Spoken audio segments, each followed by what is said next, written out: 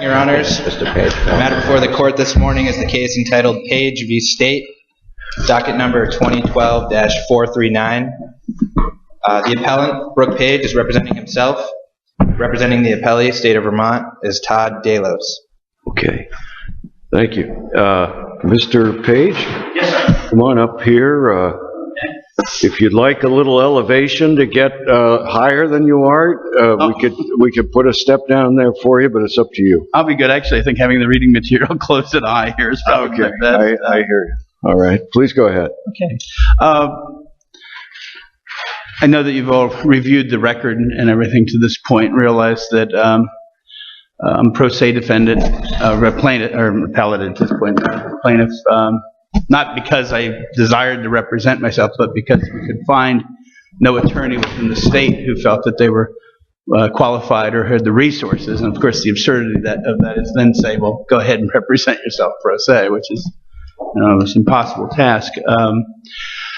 This all began with by going to the Secretary of State's office and inquiring about the question of unqualified candidates being put on the presidential ballot. And not just Mr. Obama, which we'll talk about more in a few moments, but in the end there wound up being 4 other folks that were unqualified, either because they were not even born in this country or were not born under the proper circumstances. 4 other people on for federal office? On the Vermont presidential ballot. For federal office? Yes, that's correct. The others were Mr. Rodriguez, who was on the Libertarian Party vice presidential candidate, and he was in fact born in El Paso, but his parents lived in Juarez and would sneak over the border to birth their children in El Paso. Well, that was an interesting piece of your argument, that if you have 2 people from Sweden, say, who come over here and have a child, that child has automatic citizenship, correct? Under the 14th Amendment, yes. Right. So what, other than your argument about eligibility for a federal office, are there any other restrictions on that citizenship? Any other limitations on that? The 14th Amendment makes individuals citizens of the United States, and clearly that's true after the 14th Amendment. Before that, being born in this country gave you nothing. If you were born to aliens, you were an alien yourself. But citizenship, and especially natural-born citizenship, is really inherited, and it's inherited, at least in the Italian model, based upon a combination of soil or land and your parents being citizens at the time of your birth. Now, others... But if all the grandparents are born in Sweden and your parents are born here, then... Oh, no. It's not even that complicated. Your parents don't have to be natural-born citizens for them to have natural-born citizen offspring. They merely need to be citizens at least one day prior to the birth of the individual. Okay, so there's no legacy that's involved. It's merely that at the time of the individual's birth, the parents both need to be citizens of the United States. Now, before the 1922 Cable Act, the father's citizenship was really the important thing, because before the Cable Act, under international law, the mother's citizenship automatically followed that of the father. And this was law that went back to the beginning of time. So in the United States, after the Cable Act, then the mother's citizenship was independent of the father's. And that's why we now get into, well, you need 2 citizen parents. Originally, back from time immemorial until 1922. Mr. Paige, can I interrupt you on the merits? Because I'm concerned about whether we can do anything about this case, even if we agree with you on the merits. As I understand it, you attempted to serve Barack Obama with this complaint. He never got served. He's now there in the White House in Washington. This can only be about, and that's what you say, whether he can continue to sit as president.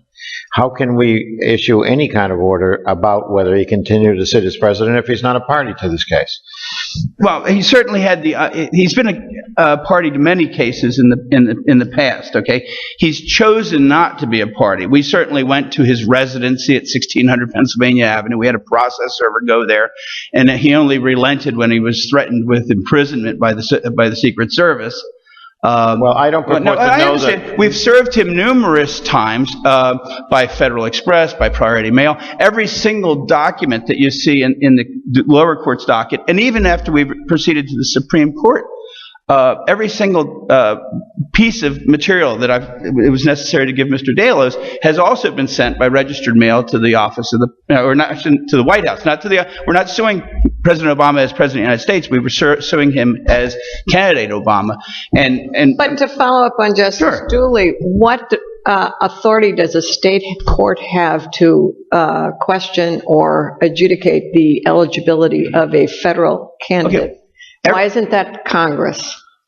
Well, it certainly isn't Congress. If one of the things that's in all of this material is Daniel Tokja's adjudicatability of the presidential question.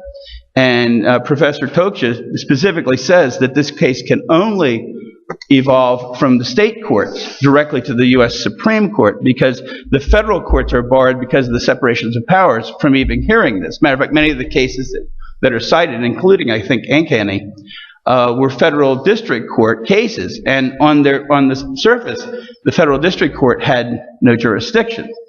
But the state courts, because there's no separation of power issue between the state courts and the office of the President of the United States or the election process, this problem doesn't exist. More importantly, I'm only asking you for those things that you can provide me.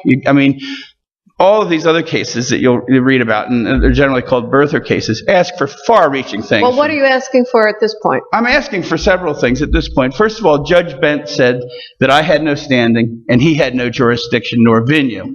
And I think all of that by looking at Title 17, Section 2603 and Section 2617.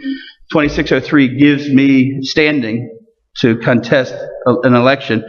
And 2617 gives the Superior Court the jurisdiction, and since it's a statewide or national question, the Washington County's Superior Court had the venue. But Judge Bent's decision was anchored on the fact that you set forth no personal harm or wrong or injury. Well, I think it's patently absurd to say that having an unqualified individual sit at the President of the United States does me no injury. In the lower court, I think I opined at one point that my injury is the same as being one of the passengers on a doomed airliner. Okay. Can I? Sure, I'm sorry. Let me interrupt you. Can I ask you a question?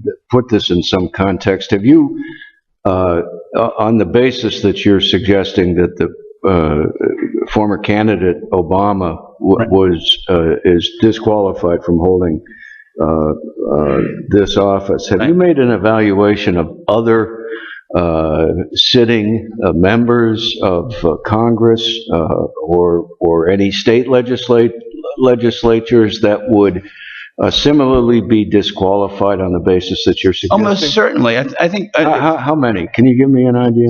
Well, currently, the Republicans are talking about at least 4 of their candidates in the upcoming election in 2016. Are not qualified? Are not qualified. And I can review them for you very specifically. Mr. Cruz, Ted Cruz. No, you don't need to name them. I'm just interested in the numbers. Yeah. In the past, there's been, and also this is not the first time this has ever been there's been contention. The earliest one would be C.A. Arthur, who was born in this state, regardless of what others say, and his debility, which he was able to successfully keep secret until long after his death, was his father never naturalized to become a U.S. citizen until Chester was living in Upper New York State and was 14 years old. Vice presidential... Because the argument about Arthur, even stronger, was that he really wasn't even born here. His father was itinerant and mostly in Canada, and he was born there. But Arthur, understand, in a stroke of brilliance, kept... Hinman, I think, was the fellow that was really chasing this down at that time. Arthur kept the focus over on Fairfield, because he knew what his debility was. And so, like Obama kept the attention over on Kenya or Hawaii or what was this, he was able to distract, although it was certainly public knowledge, that his father was a Kenyan citizen at the time of his birth. In fact, was itinerant himself. He was only there going to the University of Hawaii. Shortly after Obama's birth, he goes on to New York State and goes to Harvard And then once he's gotten his degree from Harvard, goes back to his 3 wives that he already had in Kenya. But so Obama, like C.A. Arthur, keeps the attention over on place of birth. Now, I'm quite certain at this point, given that the state of Hawaii has provided us with a notarized and certified birth certificate, that he was born in Hawaii. His debility is not whether he was born here. Certainly he is a citizen of the United States under the 14th Amendment. He just fails to be a natural-born citizen. How do you, assuming you prevail here, Okay. What do you get out of the judgment here? Is it your strategy to go to states with electoral votes and somehow nullify the electoral votes? No. At this point in time, I'm trying to prevent, as best I can, future harm. By whom? See, the Secretary... Or from whom? The Secretary of State in this state, okay, only has a ministerial relationship to the election. And this is, I found all this out from Mrs. Scheel, who at the time was the director of elections. Matter of fact, when I showed up there that day, she told me the exact process that I had to go through, that I had to go to the Superior Court, that, she told me what law was involved in this, that her office only could, operate the mechanics of the elections. They could make no decisions. And this, I was told because it was a statewide issue, I had to go to the Superior Court, and she said I had to sue the Secretary of State. Now, Mr. Delos makes it sound like, oh, I'm some bad guy suing the Secretary of State. This is what I was told to do. And matter of fact, this is part of my confusion. But I'm trying to figure out to what end. Okay.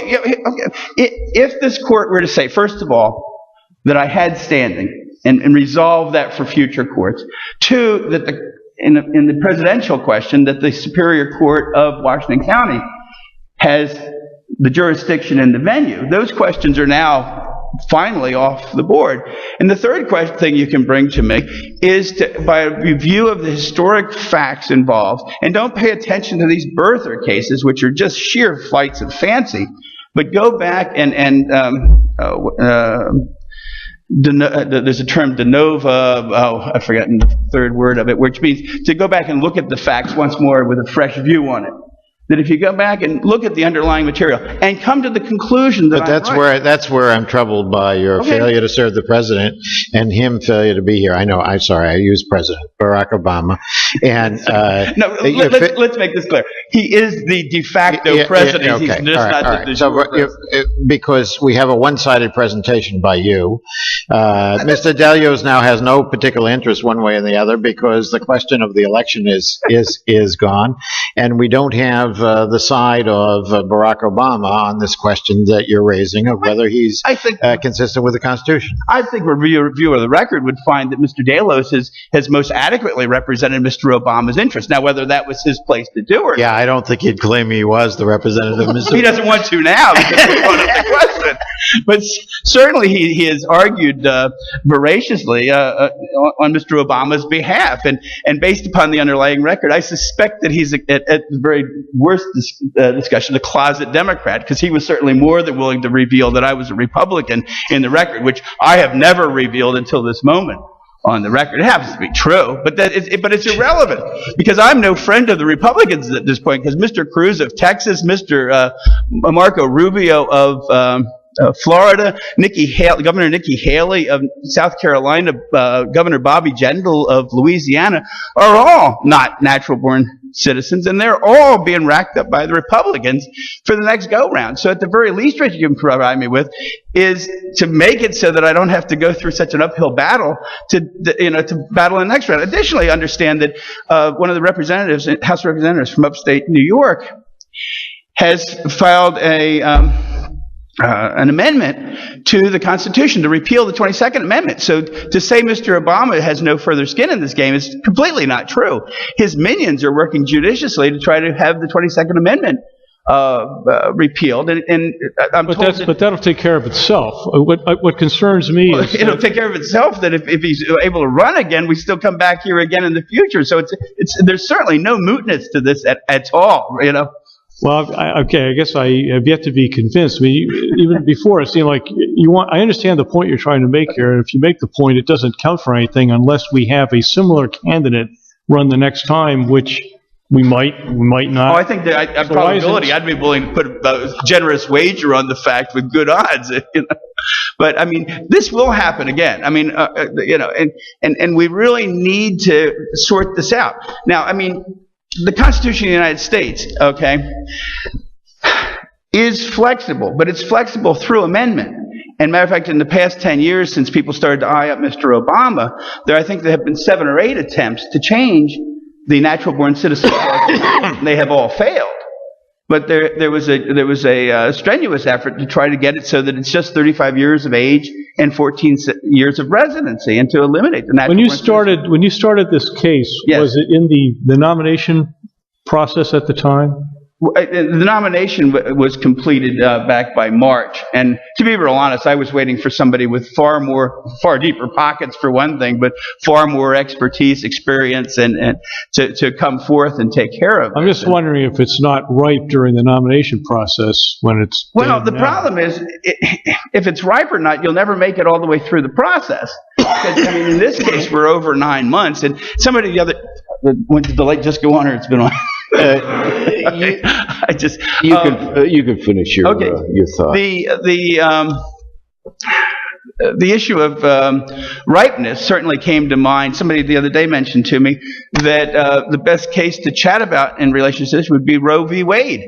The individual Roe, in fact, and her attorneys only had basically 9 months to bring the case before, through the whole judicial process. Of course, 2.5 years later, they were still laboring away at it. Okay. Similarly here, I would have 6 or 7 months at best to make it all the way through the process, and we may be another. We're 9 months in at this point. Could go much further. Okay. But thanks very much. Thank you very much. Thank you, counsel.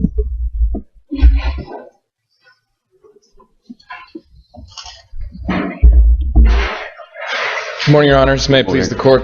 Todd Delos representing the state of Vermont and the Secretary of State. And I take it not Barack Obama. Not Barack Obama, Your Honor. Do you understand right that there was or was not service? I wasn't clear from the answer of Mr. Paige on that he said he went through various means of service and he accomplished those. Do you understand there was service under the law? There was not service under the law, Your Honor. And in fact, as early as September 12th, the trial court judge in this case filed an entry order suggesting that service on the president was going to be a significant challenge for Mr. Page. Ultimately, service was not accomplished as Mr. Can it be done? I don't know anything about this. Can the president just say, I'm sorry, I would never appear in response to a suit in the Vermont courts? I wouldn't know how the president would respond personally. I know that presidents have been sued in the past, that Mr. Obama was sued in similar suits. I mean, this is one of 200 different legal actions challenging the president's qualifications to hold office based on his birth.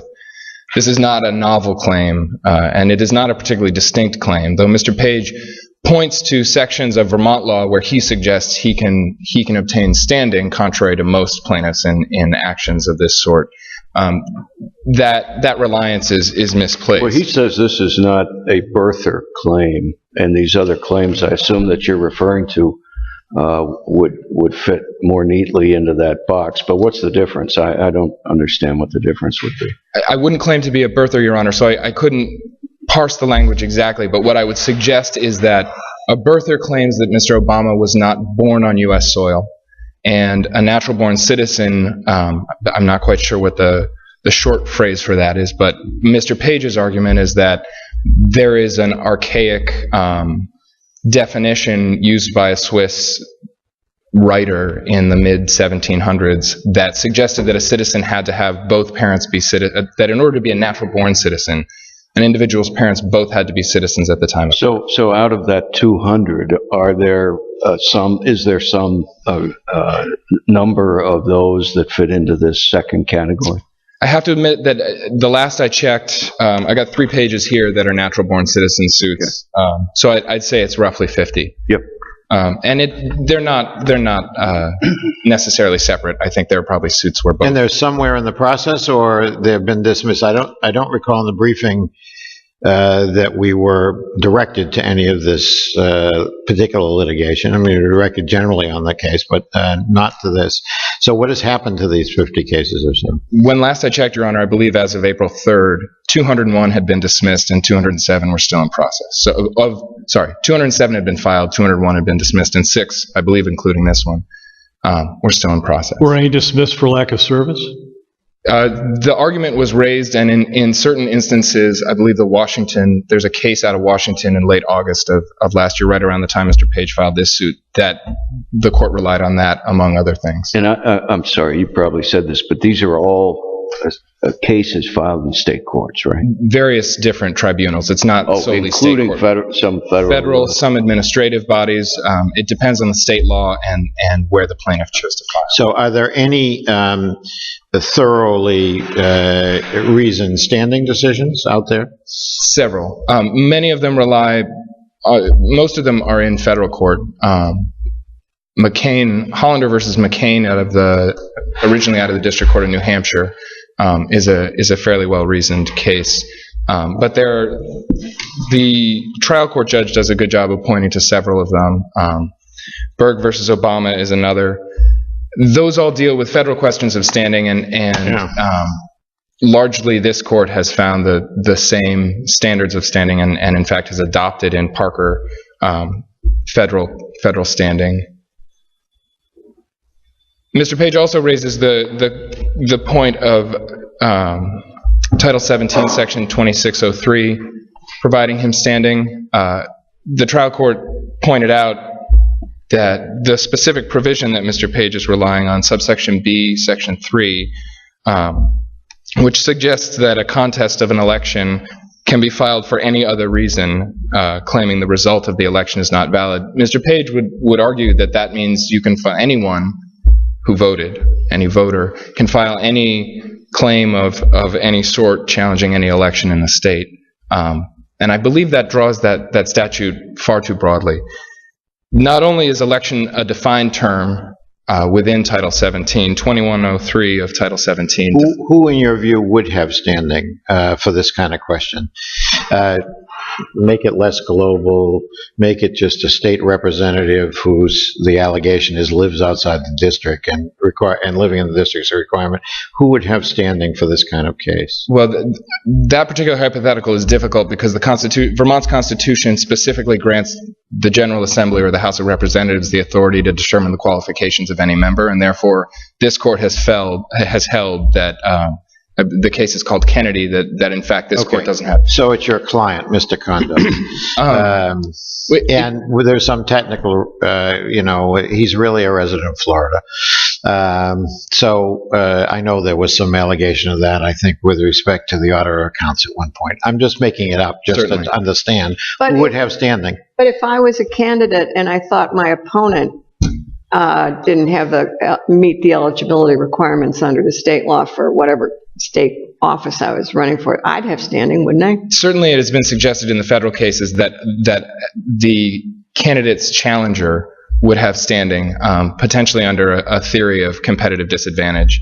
I wouldn't know exactly how this court would rule on that, but I would imagine following the federal precedent as this court has in the past for Article 3 standing, that would follow.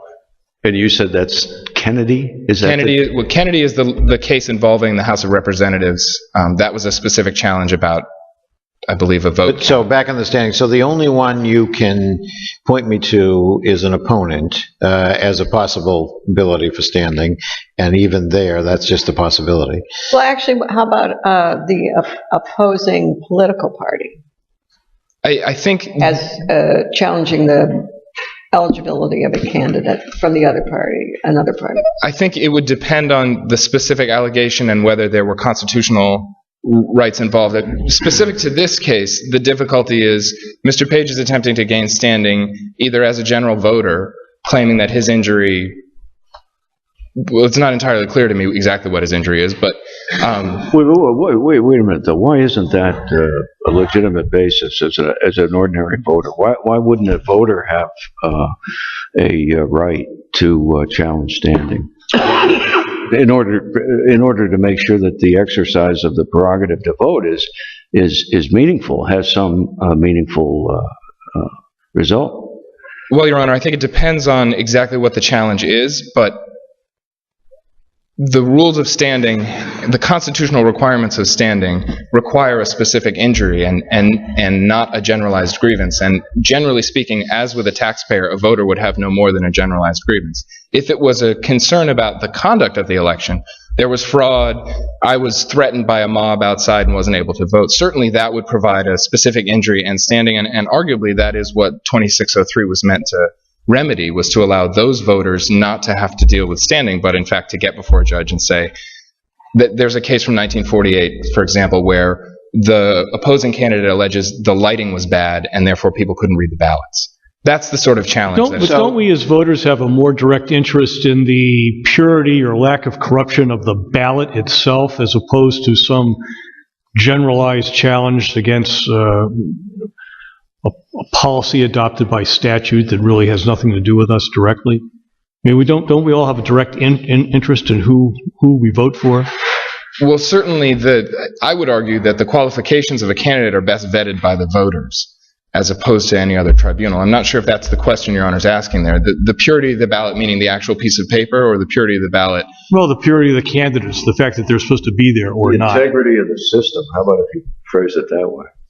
I think all voters have an interest in that, but that doesn't provide any given voter with standing to address the issue, because so the reason standing doctrine prevents that sort of generalized grievances, there's no guarantee that the individual who is litigating the case will litigate it with the authority of all the injured parties. But then there's no reason to have qualifications, right? There's no need to have a provision requiring citizenship for candidates, because no one will ever have, well, hardly anyone will have a basis to complain. Well, arguably the individuals most deeply impacted, those who didn't get a job because they were voted out of office or some portion of their vote was siphoned off because of an unqualified candidate, they would in fact have standing, or arguably would have standing, to challenge that other... I take it in the system Mr. Condos does not, cannot be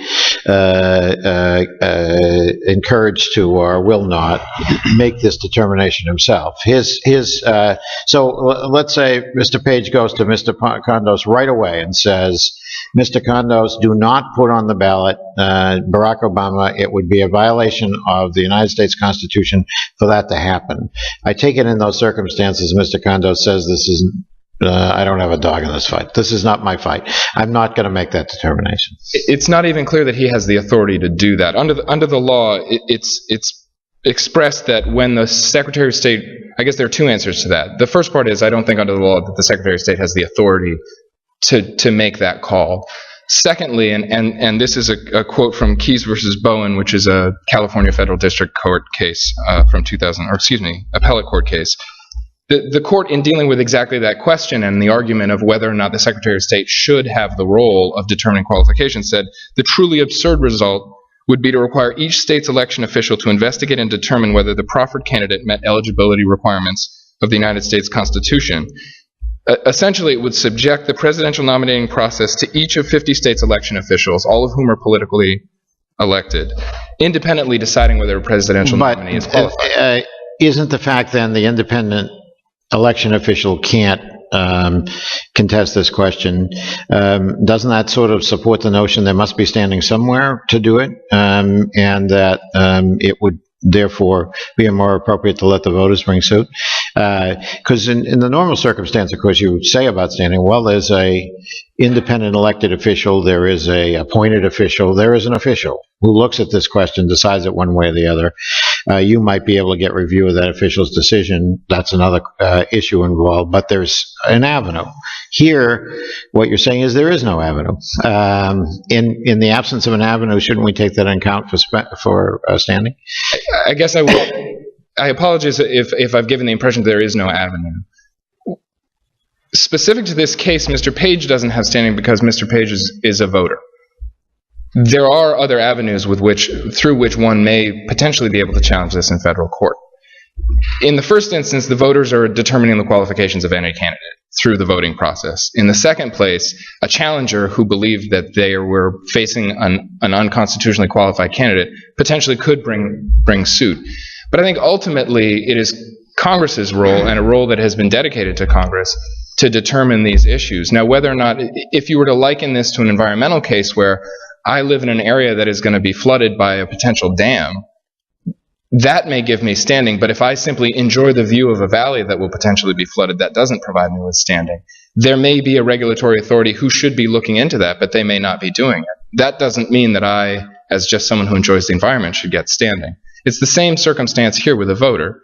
Simply because the voter believes that a candidate is not constitutionally qualified doesn't provide them with standing, even if there isn't necessarily a ministerial actor within the government who's given that role.